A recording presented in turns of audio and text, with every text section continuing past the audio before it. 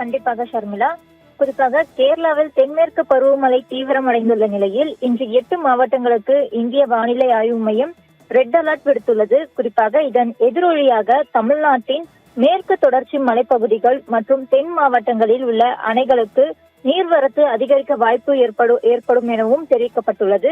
குறிப்பாக தென்மேற்கு பருவமழை தொடங்கியதிலிருந்து கேரளாவில் எதிர்பார்த்த அளவுக்கு மழைப்பொழிவு பதிவாகாத சூழல் நிலவியது. ஆனால் தற்பொழுது அரபிக்கடலில் நிலவும் சாதகமான வானிலை அமைப்பு காரணமாக கேரளா, கர்நாடகா மற்றும் தமிழ்நாட்டின் மேற்கு தொடர்ச்சி மலைப்பகுதிகளில் பருவமழை மீண்டும் தீவிரமடைந்துள்ளது. இதையடுத்து கனமழை முதல் மிக கனமழை வரை பெய்ய அபாயம் இருப்பதாகவும் இந்திய வானிலை ஆய்வு மையம் எச்சரிக்கையானது தற்பொழுது விடுத்துள்ளது.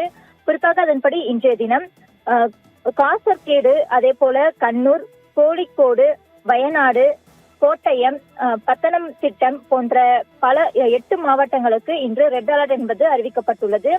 இந்த மாவட்டங்களில் 20 சென்டிமீட்டருக்கும் அதிகமான மழை பதிவாகக்கூடும் என்றும், அதே போல மலைப்பகுதிகளில் நிலச்சரிவு மற்றும் தாழ்வான பகுதிகளில் வெள்ளப்பெருக்கு ஏற்படும் அபாயம் இருப்பதாகவும் வானிலை தரப்பிலிருந்து தெரிவிக்கப்பட்டுள்ளது. அதே போல பாலக்காடு, திருச்சூர் மற்றும் எர்ணாகுளம் மாவட்டங்களுக்கு ஆரஞ்ச் அலர்ட் என்பதும் விடுக்கப்பட்டுள்ளது. அதனைத் தொடர்ந்து கொல்லம், ஆலப்புழம் மற்றும் திருவனந்தபுரம் மாவட்டங்களில் கனமழை பெய்யும் வாய்ப்பு இருப்பதாகவும் இதனால் மஞ்சள் எச்சரிக்கையானது அங்கு அமலில் உள்ளது.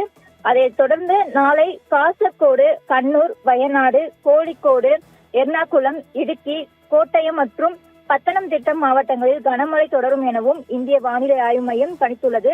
குறிப்பாக கேரளாவில் பருவமழை தீவிரமடைந்துள்ளதால் அதன் தாக்கம் தமிழ்நாட்டிலும் எதிரொலிக்கும் என வானிலை நிபுணர்கள் தொடர்ந்து தெரிவித்து வருகிறார்கள். அதே போல மேற்கு தொடர்ச்சி மலைகளை ஒட்டியுள்ள நீலகிரி, கோவை, திருப்பூர், தேனி, திண்டுக்கல், தென்காசி, திருநெல்வேலி மற்றும் கன்னியாகுமரி மாவட்டங்களிலும் மழை அதிகரிக்கக்கூடும் என்றும், அதே போல இந்த பகுதிகளில் உள்ள அனைத்து அணைகளுக்கு நீர்வரத்து கணிசமாக உயர வாய்ப்பு இருப்பதாகவும் கூறப்பட்டு வருகிறது.